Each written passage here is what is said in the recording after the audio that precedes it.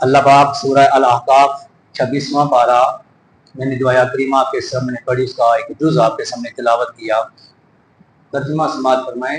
اللہ پاک ارشاد فرماتے ہیں وَوَصَّيْنَا الْإِنسَانَ بِوَالِدَيْهِ، ہم نے انسان کو وصیت کی اپنے والدین کے متعلق۔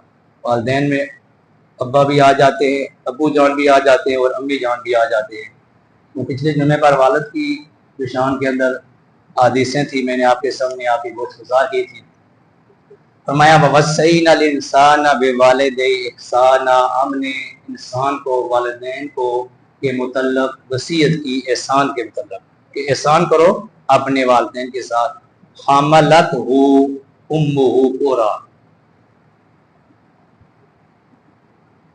اس انسان کی ماں اس بندے کو تکلیف در تکلیف اٹھا کر اپنے پیٹ میں رکھتی ہے۔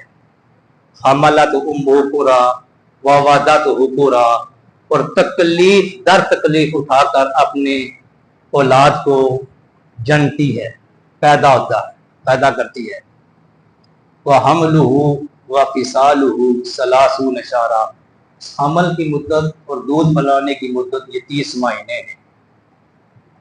گرامی القدر حضرات، میرے اور آپ کے کریم آقا جناب محمد مصطفیٰ صلی اللہ تعالی علیہ وسلم کا ماں کے متعلق ارشاد فرمایا الجنت تحت اقدام الامہات، جنت ماں کے قدموں تلے، جنت ماں کے قدموں تلے ہے۔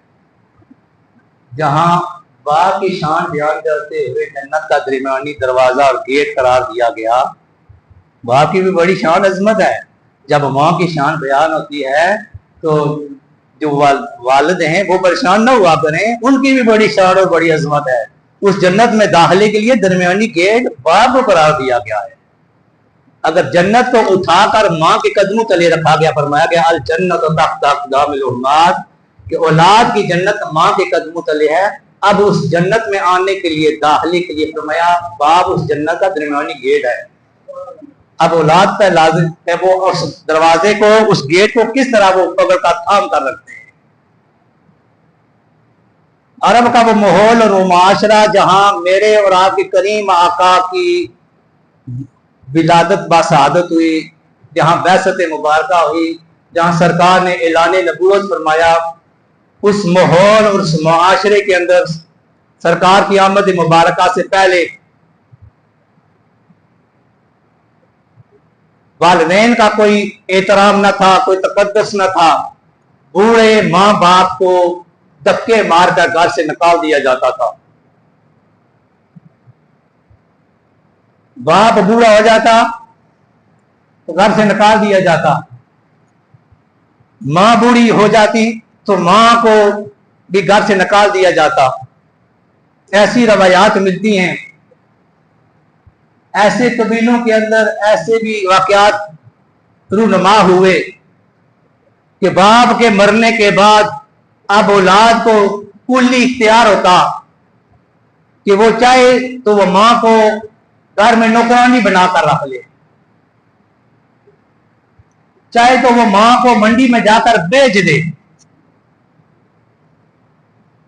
اور ایسے واقعات ملتے ہیں کہ اوقاز کے میلے کے اندر، جو مکہ کے اندر بڑا ایک میلہ لگا کرتا تھا قبر علیہ السلام،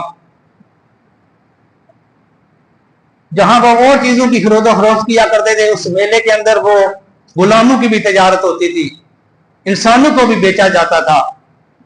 اس میلے کے اندر 4 سگے بھائی اپنی بوڑھی ماں کو کندھوں پہ اٹھا کر باپ کے مرنے کے بعد اس منڈی میں آ کر آج بیچنے کے لیے آ جاتے ہیں اور وہاں آ کر بولی لگاتے ہیں، ہے کوئی ہماری ماں کا خریدار؟ ذرا سوچے، انسان کانپ جاتا ہے، انسان کا دل دہل جاتا ہے۔ وہ کیسا ماحول تھا، وہ کیسا معاشرہ تھا، وہ کیسے اجڑ لوگ تھے، وہ کیسے جہلیت کے گٹا ٹوپ اندروں میں ڈوبے ہوئے لوگ تھے کہ سگی ماں، جس ماں نے بیٹے کو 9 مہینے اپنے پیٹ پر اٹھا کر رکھا، اللہ قرآن میں کہتا ہے حملت امہ کرہا، تکلیف در تکلیف اٹھائے، اپنی اولاد کو پیٹ میں اٹھا کر رکھا اور پھر تکلیف اٹھا کر اپنی اولاد کو جنا۔ وہ اولاد، سچی اولاد، اپنی ماں کو मंडी में जाकर बोली लगा रही है हमारी माँ का कोई खरीदार, और चंद खोटे दिरमों के इवज अपनी माँ को वो बदबख्त बेचकर आ जाते। वो माहौल और वो माशरा जहां इंसानियत की कदरें कमाल हो चुकी थी, जहां इंसानी ज़हन मफलूज हो चुके थे, जो मां को घर के अंदर नौकरानी बना लेते थे, मंडियों में बेच देते थे, उस माहौल और उस माशरे के अंदर मेरे और आपके करीम आका, लजपाल आका जनाब मोहम्मद मुस्तफा आका तशरीफ लाए और आकर उन लोगों को पैगाम दिया, उन्हें नवीद जा फिजा सुनाई, उन्हें मुजदा जा फिजा सुनाया कि लोगों, मां मंडियों में बेचने वाली चीज नहीं है, मां कुदरत की तरफ से तुम्हारे लिए वो अनमोल तोहफा है। फरमाया अल जन्नत तहता अक़दामिल उम्महात, जन्नत को उठाकर मां के कदमों तले रख दिया। मैं लोगों, ये मां घर में नौकरानी बनाने वाली चीज नहीं है, मां ये मंडियों में बेचने वाली चीज नहीं है।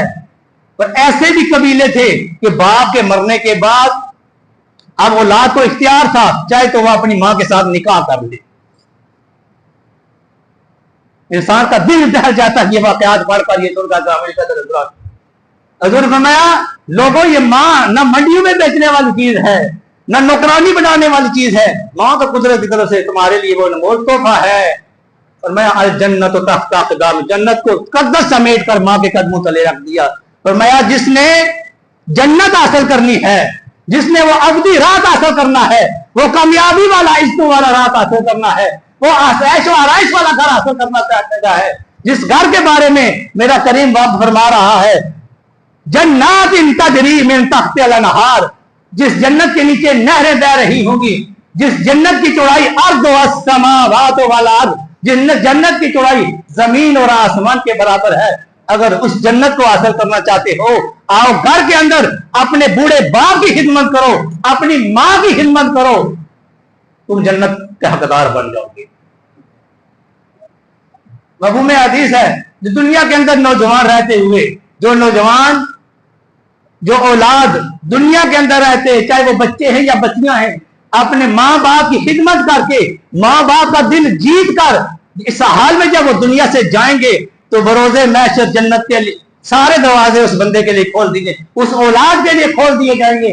और मुनादी निदा दे रहा होगा कि आओ दुनिया में माँ बाप की खिदमत करने वालों, बाप की खिदमत करने वाले, माँ की खिदमत करने वाले, वालिदैन का दिल जीत कर आने वालों, आओ इस दरवाजे से जन्नत के अंदर चलिए। देखो थोड़ी बड़ी शान है, बड़ी शान, बड़ा मकाम, बड़ा ग्रामीण कदर मर्तबा है। फरमाया ववस्सैनल इंसाना बिवालिदैहि इहसाना, हमने अब यहां कुछ सिर्फ तो नहीं ध्यान देना, जहां भी 15 पारे के अंदर मैंने पिछले जुमे पे जो आया करीमा पढ़ी थी, जहां जहां भी वालिदैन का जिक्र आया वहां पर वालिदैन की कोई सिर्फ नहीं, ग्रामीण कदर ज़ात कोई सिर्फ बयान नहीं हुई, कहीं नहीं फरमाया वबिल वालिदैन सालिहीन, तुम्हारे वालिदैन नेक हैं तो सूरत में तुम पर लाजम है कि तुम उनकी इताअत और फरमाबरदारी करो। वबिल वालिदैन मुस्लिमीन, तुम्हारे वालिदैन मुसलमान हैं तो फिर तुम पर लाजम है, तुम्हारे वालिदैन 5 टाइम नमाजी हैं, तुम्हारे वालिदैन कुरान के कारी हैं, तुम्हारे वालिदैन तहज्जुद गुजार है तो फिर खिदमत करो। ये कहीं नहीं फरमाया, मतलब फरमाया वबिल वालिदैन इहसाना, बस औलाद पे वाजिब है, औलाद पे फर्ज है, वालिदैन जैसे भी हैं औलाद का पर वाजिब है वालिदैन की खिदमत करना, वालिदैन की इताअत और फरमाबरदारी करना। अगर अल्लाह के हवाले से वालिदैन की तरफ से कोई गफलत होती है, कोई लापरवाही होती है, तो ये अल्लाह और वालिदैन का ये मामला है, अल्लाह उसे गिरफ्त फरमाएगा। लेकिन औलाद पे वाजिब है कि वह अपने वालिदैन की इताअत और फरमाबरदारी करे। अब कितना एहसान करें, अब एहसान कितना करें? अल्लाह कुरान में कह रहा है कि एहसान करो। ग्रामीण का हजरात, हम अपने बचपने को जरा अपने सामने रखें ना, सारे मेरे समेत हम सब अपने बचपने, इस बचपने की जिंदगी से हम होकर आए हैं ना, और आज जो नौजवान है कल ये बुढ़ापे का शादियां होगी तो फिर आपकी हुई औलादें होंगी, और ये मकाफाते अमल आज आप अपने वालिदैन की इताअत और फरमाबरदारी करेंगे तो ये मेरी बात पल्ले बांध रहे, ये लिख कर रख लें अपने पास। आप अपने वालिदैन को राजी रखेंगे, कल आपकी औलादें आपको राजी रखेंगे। अगर आप अपने वालिदैन की नाफरमानी करें और आप कहें कि हाँ जब हमारी औलादें होंगी تو ہمیں اٹھا کر تندو پر رکھیں گی؟ نہیں، یہ مکافات عمل ہے. ادھر آپ اپنے آج والدین کی خدمت، اطاعت فرماداری کرے، کل آپ کی اولادیں آپ کی اطاعت فرماداری کریں گے. اب کتنا احسان کیا جائے، ذرا مل کر میرے سمیت ہم سب اپنے اس بچپنے کو اپنے ذہن کے اندر لائے کہ اس بچپنے کی حالت میں، جب انسان بچپنے کی حالت میں ہوتا ہے، اس بچپنے کے عالم کے اندر انسان اپنے جسم سے گندگی دور نہیں کر سکتا، انسان اپنے کپڑوں کا بندوبست نہیں کر سکتا، ہم اپنے رہن سہن کا بندوبست نہیں کر سکتے، اپنی خوراک کا بندوبست نہیں کر سکتے. یہ سارا بندوبست کس نے کیا جی؟ ہمارے والدین نے کیا. کس نے کیا؟ ہمارے والدین نے ہمارے لیے کیا. ہمارے جسم سے ہم گندگی نہیں دور کر سکتے تھے، ہمارے والدین نے وہ گندگی دور کی. ہم کھانے پینے کا بندوبست نہیں کر سکتے تھے بچپن میں، ہمارے والدین نے ہمارے لیے نہ دھوپ دیکھی، نہ سردی کی شدت دیکھی، نہ گرمی کی حدت دیکھی، اب تکلیف در تکلیف اٹھا کر ہمارے لیے مشقتیں جھیلتے رہے، تکلیفیں اٹھاتے رہے. وہ جتنی خدمت کی والدین نے بچپنے کے اندر، اس خدمت سے بڑھ کر جب تک اولاد اپنے والدین کی خدمت نہیں کرے گی، احسان کا مفہوم واضح نہیں ہوگا. آج ہم تھوڑی سی خدمت کر لیں اپنے والدین کی، نوجوان تو آپ بھولے نہیں سماتے جی ہم نے بڑی خدمت کر دی اپنے والدین کی. ایک ساتھ ایک آیت لکھتے ہیں کہ ایک عورت کی ماں، تو اس کا چھوٹا بچہ پاس بیٹھا ہوا ہے، تو دیوار پر یا درخت پر ایک کوا بیٹھا ہوا ہے، پرندہ بیٹھا ہوا ہے، پرندہ. تو بیٹا پوچھتا ہے کہ امی جان یہ کیا بیٹھا ہوا ہے؟ بتایا بیٹا یہ کوا بیٹھا ہوا ہے. کیا بیٹھا ہوا ہے جی؟ کوا بیٹھا. یہ آپ نوجوانوں کے لیے، بچوں کے لیے بات ہے. ہم تھوڑے سے جب بڑے ہو جاتے ہیں ہمارے اندر اکڑ آ جاتی ہے نا، ہم سمجھتے کہ ہم ہی ننھے ہان ہیں، یہ ہمارے والدین تو کچھ سمجھتے ہی نہیں ہیں، جو کچھ ہیں ہم ہیں. یہ سب کا موضوع ہے. فرمایا پوچھا بیٹے نے دوبارہ کہ وہ کیا بیٹھا ہوا ہے؟ ماں نے دوبارہ بتایا بیٹا وہ کوا بیٹھا ہوا ہے. پھر تیسری بار پوچھا، تیسری بار بتایا. الغرض کہ اس بیٹے نے 100 بار پوچھا. کتنی بار پوچھا جی؟ 100 بار پوچھا، اور ماں نے 100 بار بتایا. اور ماں کا جو بتانے کا انداز بھی تھا نا، وہ ہر بار بیٹے کو نہ ایسے ماتے پیار دے کرنا تو بتاتی بیٹا وہ کوا بیٹھا ہوا ہے. اور ماں وہ نوٹ بھی کرتی رہی، ایک دھاگے پہ گریں لگاتی رہی. بس ایک عمر آئی، وقت آیا، ماں بڑھاپے کی حالت میں چلے گی. ایک دن بیٹھے ہوئے ایسے ہی سین میں کوا بیٹھا ہوا ماں نے دیکھا، تو ماں نے کہا بیٹا وہ باہر کیا بیٹھا ہوا ہے؟ تو بیٹے نے کہا امی جان وہ کوا بیٹھا ہوا ہے. دوسری بار پھر پوچھا، بتایا. جب تیسری بار پوچھا تو بیٹا کہنے لگا کہ لگتا ہے امی جان آپ کا دماغ خراب ہو گیا ہے. تو 2 بار تو آپ کو میں بتا چکا ہوں کہ باہر کوا بیٹھا ہوا ہے، تو آپ بار بار پوچھ رہی ہیں کہ کیا بیٹھا ہوا ہے.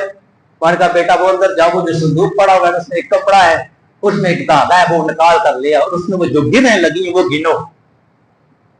اللہ اکبر. جب بیٹے نے وہ گریں گنی تو وہ 100 گر رہے تھے. کہا بیٹا آج تیسری بار ہی تو گھبرا گیا ہے. ایسے ہی بچپنے کے عالم میں تیرا بچپنا تھا، اور تو نے مجھ سے پوچھا تھا، اور تو نے مجھ سے 100 بار پوچھا، اور میں نے 100 بار بتایا. اور بیٹا میرا بتانے کا انداز یہ تھا کہ ہر بار تجھے سینے بھی لگاتی، تیرا ماتھا بھی چومتی اور تجھے بتاتی. آج تو تیسری بار ہی گھبرا گیا ہے.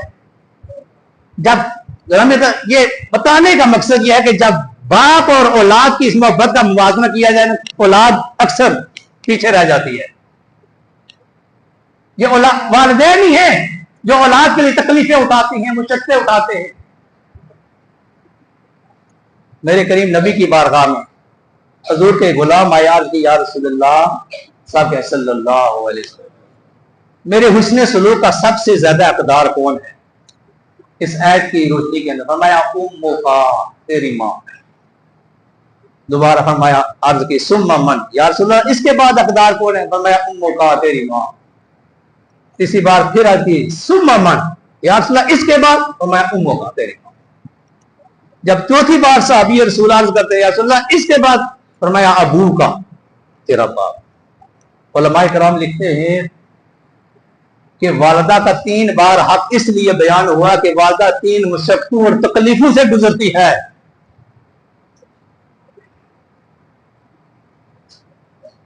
3 तकलीफों और 3 मशक्क़तों से गुजरती है, वो मशक्क़तें झेलती है, फिर औलाद दुनिया के अंदर आती है। इसलिए वालदा का मकाम और मर्तबा भी ज्यादा रखा गया है। हज़रत बुरीदा सुन्नी रज़ी अल्लाह तआला अन्हु के साहबी कंज़ुल माल के अंदर एक साहबी रसूल सरकार की बारगाह में अर्ज करते हैं, या रसूल अल्लाह, गर्मी का मौसम था, गर्मी का मौसम था और गर्मी इतनी शिद्दत के साथ थी कि अगर बाहर पत्थरों पर ताजा गोश्त डाल दिया जाए तो वो गर्मी की वजह से चंद मिनटों में वो सड़ जाए। यार सुनो, इतनी गर्मी की शिद्दतों के अंदर मैं अपनी मां को घर से उठाकर 6 मील तक लेकर गया। किसी जगह मैंने जाना था तो मैंने अपनी मां को अपने कंधों पर उठाकर 6 मील तक उस गर्मी के अंदर उन पत्थरों पर चढ़कर मैं अपनी मां को लेकर गया। या रसूल अल्लाह, मेरी मां का जो मुझ पर हक है कोई उसमें से कुछ मैंने अदा किया। सुने मेरे और आपके करीम आका ने क्या इरशाद फरमाया। मेरे करीम नबी ने फरमाया, मेरे गुलाम सुनो, अपनी मां को अपने कंधों पर उठाकर 6 मील तक सफर करने वाले सुनो, जब तू पैदा हुआ था जिस तकलीफ से तेरी मां गुजरी थी, उन तकलीफों में से एक तकलीफ का बदला भी तूने दिया था नहीं किया।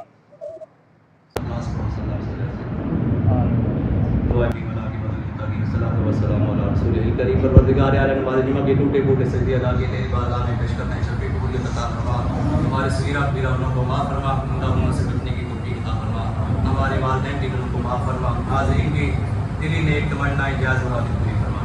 अल्लाह जी, हम सब ने दुरूद शरीफ पढ़ा, फातिहा सूरह इखलास पढ़ी, इसका सवाब हुज़ूर नबी करीम सल्लल्लाहु अलैहि वसल्लम की बारगाह में तौबतन हदियतन पेश करते हैं।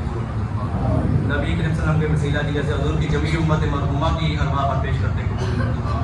बिलखसूस पट्टी नसीर साहब और पट्टी सगीर साहब के भाई मोहम्मद बशीर साहब जो आज बहुत हुए, अल्लाह की उनके रूह पर इसार करते हैं, उनके सगीरा कबीरा गुनाह माफ फरमा, मकाम इल्लियीन में जगह अता फरमा, पसमंदगान को सब्र जमील अता फरमा।